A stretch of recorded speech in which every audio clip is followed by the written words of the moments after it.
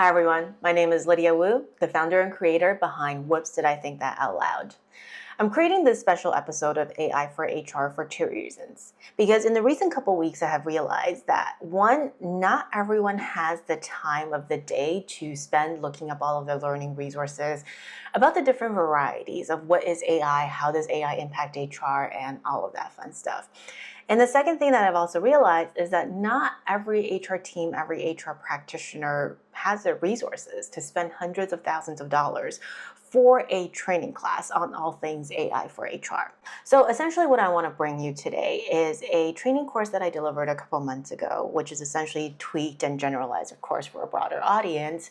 But I would say if you only have about 30 minutes in your day, then this will probably at least get you to a foundational knowledge level about what is AI, what does AI actually have anything to do with HR, what, if anything, you should be concerned about, what, if anything, that you're interested in, you can dive into further, and really help you pave a path in understanding what can you do differently tomorrow as it pertains to the whole conversation of AI, HR, and the impacts that it will have on the future of the organization, the future of workforce, as well as the future of HR. So without further ado, let's get started. If this is the first time that you're seeing me and this is the first time that you're hearing my voice, hi, my name is Lydia Wu. I am the founder and creator behind Whoops Did I Think That Out Loud. And I call myself your real talk BFF in all things HR and technology because I have spent about 15 years in the HR technology industry, and I've seen it just about from all lenses as a consultant, as an in-house HR executive, as a solution developer, and now as an industry observer. So I have a few thoughts, to say the least, about this industry. But what is most important for today is what are we actually going to talk about?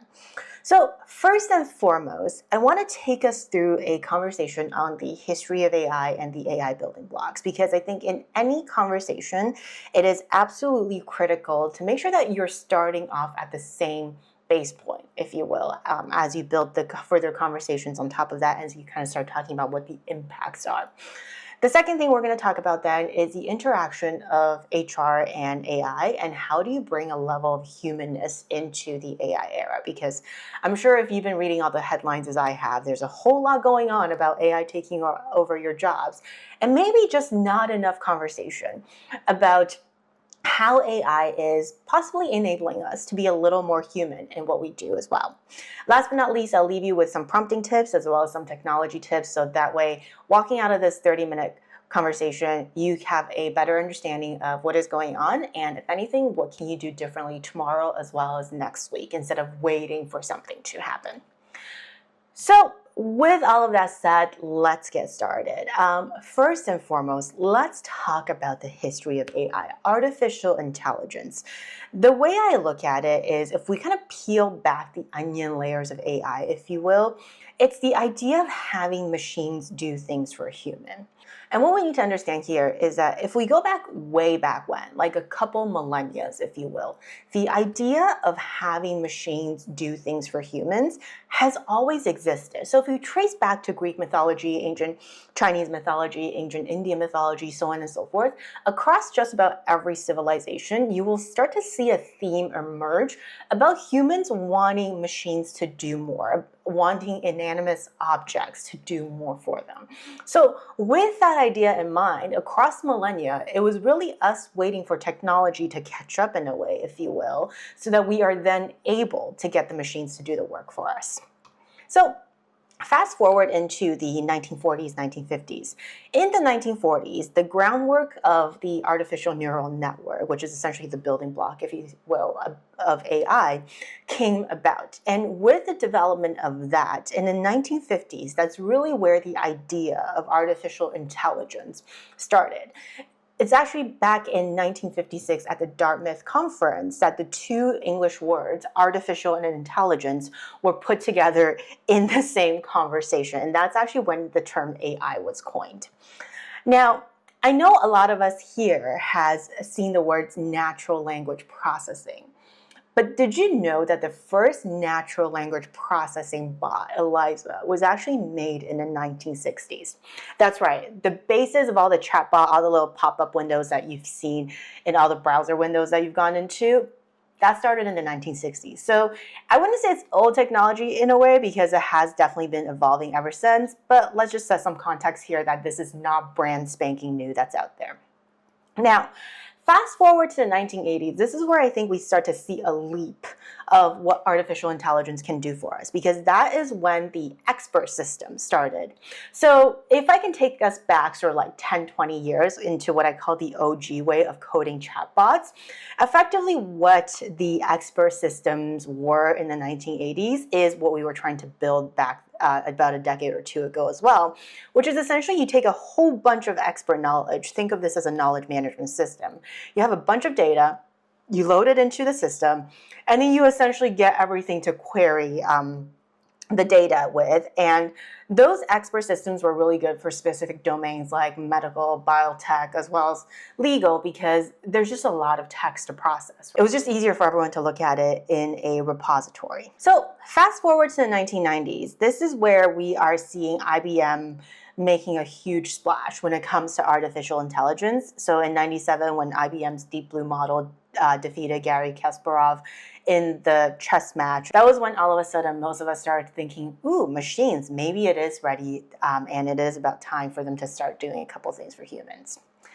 Now, quick fast forward again into the 2000s. This is also when we start to see the IBM Watson model beating the game of Jeopardy and then showcasing AI's ability to understand natural language as well as unstructured data at that point in time. Fast forward into the 2010s, this is really where we start having a lot of breakthrough in terms of autonomous self-driving cars, in terms of having deep learning models, having more research put into the neural networks, so on and so forth. And this is also when we start to see AI as a sort of set of words, if you will, in news channels and media outlets and so on and so forth. Now, 2017 actually marked something remarkable because that was when the research piece on transformers was published.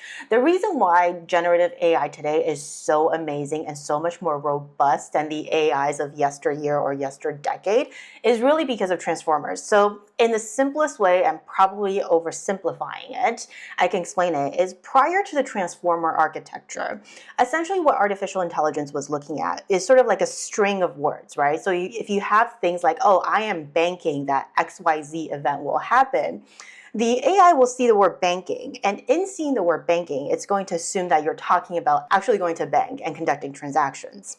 But reality is you're probably talking about the fact that, oh, it's a sure bet that something will happen.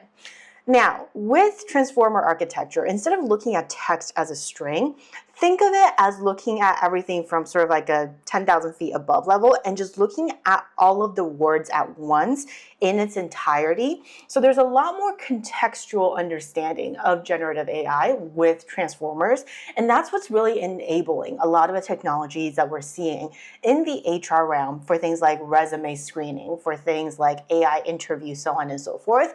It's really the transformer technology that's at the core of why we were able to do all of these things. So now fast forwarding to 2020, there were a lot of things going on globally. However, with those events going on globally, interest rates were also rapidly decreasing, and the cost to borrow has never been so low in the last couple of decades as it was in 2020. So with all of that in mind, that cheap cost of borrowing has really enabled a lot of companies to double down on their R&D efforts in terms of building artificial intelligence technology. And really that was a time when we start to see the rapid rise of a lot of the AI companies as we know them today. Now, 2022, essentially, that was sort of the hallmark year for everyone because ChatGPT from OpenAI became a thing. It was widely and publicly available for the general public to consume, and now all of us has access to generative AI. I don't think I need to talk about what happened between 2022 and as we stand today in 2025, because I'm sure all of you can recall recent history, but it has been a very exponential rise in the use cases as well as in conversations around AI because of all of those technological developments that we have seen. So fundamentally coming out of all this, you need to understand that the core premise of why and how AI was developed has existed for millennia. That hasn't changed. What really has changed and what might have made it feel like everything is happening all at once is because how much quicker that technology is able to grow because because of all of the R&D effort and all of the work that's been put into it in terms of developing it into something that is more so sustaining than what we have seen in the past. Okay, so the next thing I wanted to talk about then is what actually makes up AI. Again, at the risk of grossly oversimplifying this whole thing, I kind of want to give you a sense of why we always talk about architecture when it comes to AI, like technology architecture, and why is data actually a really important component when it comes to AI. I think all of us have a sense around training data, but maybe not in terms of how everything feeds into the broader ecosystem. So if you think about AI in the most layman terms, I would say that every AI company is actually a data company. So therefore, in order for LLMs and everything else to work, you need a pretty solid data foundation to start with. And that data foundation, think of it as your rows and columns in a giant Excel spreadsheet across multiple Excel spreadsheets, and whatever it really takes to run your organization, if you will.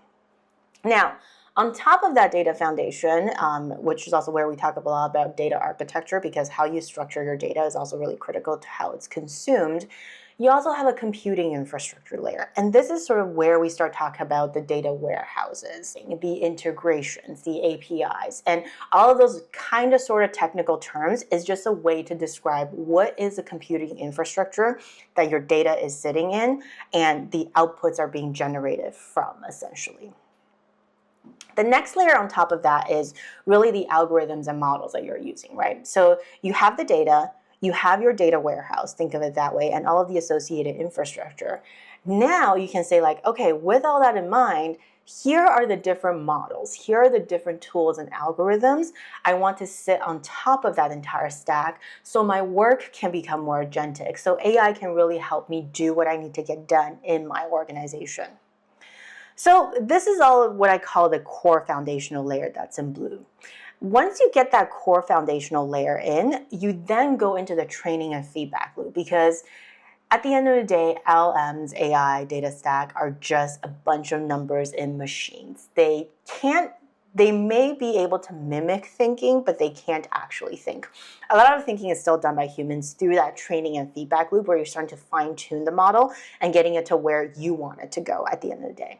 After training and feedback is really the user interface, right? So this is what we actually see as users. So think of this as your OpenAI ChatGPT interface, the window you use for Perplexity, any sort of the Copilot windows or any sort of the Google Gemini windows that you're using. It's how you're interacting with everything that's sitting in the back. And it's primarily what end users think of when they hear the words AI, if you will. And last but not least, surrounding all of this is, of course, a layer of security and governance as well, because ultimately, at the end of the day, unlike sort of the cloud SaaS technology of yesteryear, where the connections are pretty straightforward, when it comes to AI, you're looking at third-party suppliers on top of third-party suppliers in terms of where is your data sitting, how is your data hosted, what LLMs and processing power are you using it for, who is training it, who's building the UI on top of it, so on and so forth. So there's a lot of people involved in the entire architecture, which is why there's also a very heavy focus right now around the security and governance aspect of artificial intelligence, especially as it pertains to people data. Okay, so we've talked a lot about the sort of AI part of the equation. Now let's pivot and look at the HR part of the equation, because I think in understanding the history of AI, we also need to look at the history of HR evolution a little bit to understand how do we actually get here. So if we look at the world pre-1900s, if you will, the whole concept of HR didn't really exist. I mean, we were talking small mom and pop shops, work environments, so on and so forth, where your direct manager was both a HR person as well as your task manager, so on and so forth in a modern day lens, if you will. Now, in about the 1900s to 1940s, that's when we start to see the initial shadows of the HR function emerging, because there was certain specialization of roles. There were certain tasks and certain personnel files that had to be maintained, so on and so forth. And we were starting to scale commercial operations across different enterprises. In the 1940s and 1970s was roughly when we start to see HR as we know it today take shape, right? In terms of talent, in terms of personnel management, in terms of having organizations organizational structure, so on and so forth. And since the 1970s, I mean, yes, we've had different flavors of what HR could look like, but for the most part, it really hasn't changed, because if you think about it, it's always sort of been a function in totality, and then with different silos underneath it. I mean, you can call it total rewards, talent management, talent acquisition, so on and so forth. Regardless of whatever you want it to be, there's always a component of sort of like your centers of excellence, expertise, your shared services component, as well as your business partners. And that's been the model with some flavor change that we've been running on for about the last 40, 50 years. And that is also precisely the model that AI is set to disrupt, and possibly why a few of us in the industry feel like everything is so topsy-turvy. Because here's the thing, AI thrives on the and. And what I mean by the and is that with information proliferation that AI is enabling, with sort of the connections that the technology is able to make better than humans at the end of the day, the and has become critical for us, and the and part is really where we have failed at over the last 40, 50 years as we have siloed ourselves more and more as a function. So what on earth do I mean by the and? Well, a couple things. We have historically looked at talent acquisition and talent development, or learning and development, as two different silos. However, to really understand the success of a candidate, we all know that you need to connect the idea of where did they come from, where did we source them, what were they doing in the first year, to how long did they stay with us, and what were the success rates and performance in the duration of which that person has stayed with us. So there is a and in there in terms of talent acquisition and learning and development, and being able to hook the 2 points together to understand the holistic story of an employee in the workforce. The second part of the conversation, I think, is a more evident one, is people analytics and talent acquisition. A lot of times when folks look at people analytics, I think less so today than it was a couple years ago, we look at it as analytics of the workforce that is in your current organization. Well, in order to have a full picture and understanding of what is in your current organization, you also need to know the pool that was intended to coming in, the pool that actually entered the organization, and possibly what were the motivators of them entering the organization. And I think there's a lot of data richness and a lot of insight richness in where people analytics and talent acquisition interact that we have yet to tap into. The third thing here is really talent management and employee services, right? So if you think about how shared services interact with talent management, there's a lot of telltale signs in the questions that people would normally ask shared services that could serve for a purpose of inferring where they may be in a talent management cycle and where they might be thinking of pivoting. However, we've never really tapped into the richness of that data in knowing how much someone might care about their performance management cycle, or if there's more information you need to share about a performance management cycle based on the number of inquiries that your shared services folks are getting. Outside of HR, the thing that we could possibly look at is where HR and finance data intersect. I think this goes into the ROI conversation we've been trying to have forever in the world of HR. And it's actually a really critical conversation to have, because people data is sort of your how in a lot of organizations, because we're still not yet at a point where machines can replace people in its entirety. So having the people data there and being able to connect with the outcome data, which is really your finance side of it, there's a lot of richness that's yet to be tapped into because of the way the data has been architected, the amount of effort that is required to pull the data, so on and so forth. Another example is HR and business operations. Imagine a world where you can finally connect, and this is really important for sort of the manufacturing, the construction, and possibly healthcare industries, when you can finally connect your people spend, your people data, your engagement data, to the positive reviews that your organization is getting, to the positive outcomes, the reduced defect rates, so on and so forth, coming out of your organization. Again, AI is enabling that. I think we just need to be able to support that organic growth as it happens and be a part of that conversation. Last but not least, I think there's also a lot of richness in understanding system activities within HR as well as talent development, because how an end user engages with the system, what do I click on, what do I interact with first, how do I look at certain data, how frequently do I access certain data, can tell a lot about the engagement of the user with different parts of their career journey throughout an organization, and it's not something to be missed from a signaling point.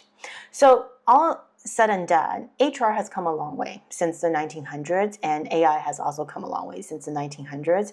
I think it's sort of those two parallel tracks that need to think and start acting together at this point.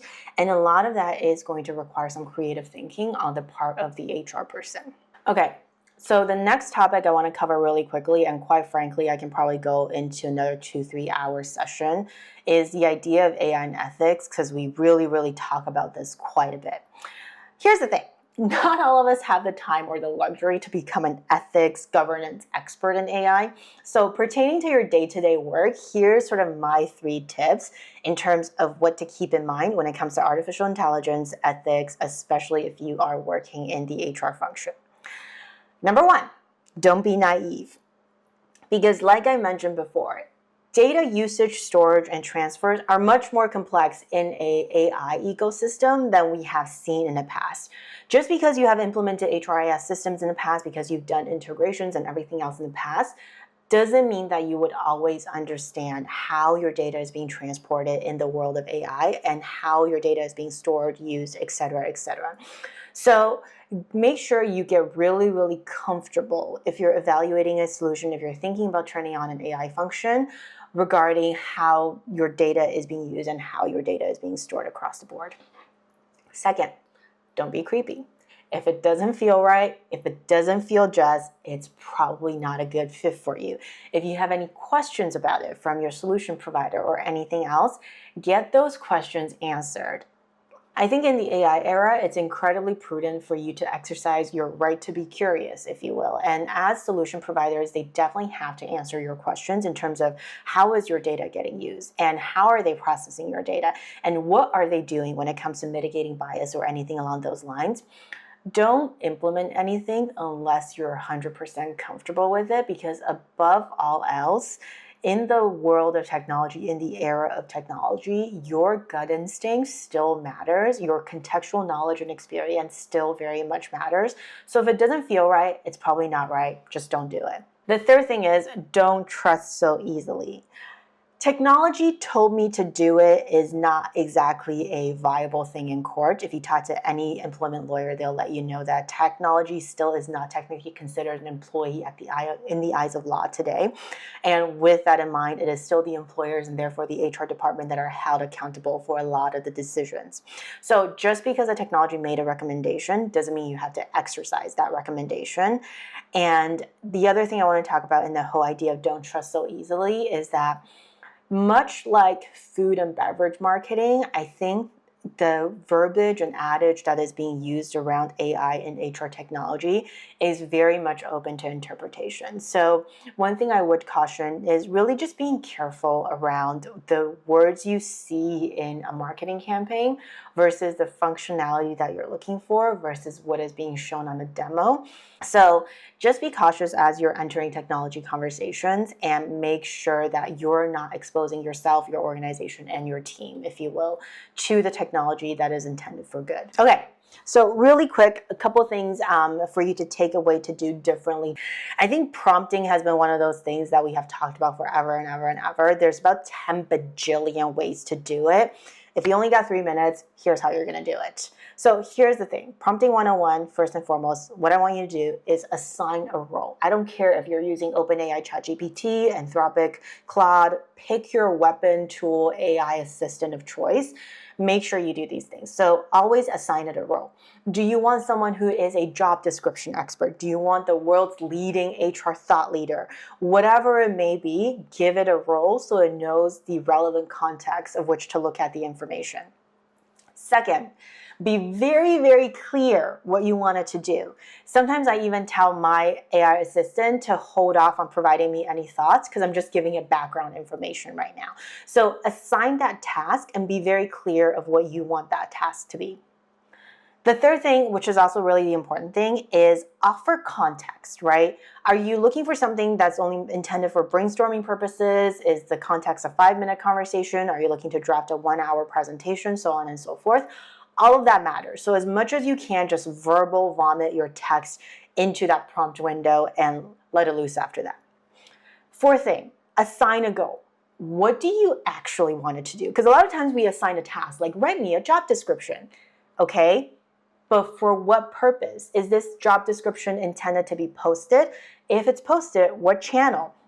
Is it intended to just be shared internally with your team for internal document references, so on and so forth?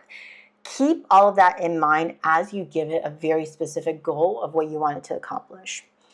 The fifth thing to do is, if you have it, provide some examples. Like if you have a job description or like an old document that you have scrubbed, doesn't contain private data or anything else, load it in, provided some examples. If you have a web link of something that you're like, I wanted something like this, or like, I like this, use this as a frame of reference for consideration, provide that as an example as well. The more examples you give, the easier it is for your AI assistant, whatever it may be, to come up with a solution for you.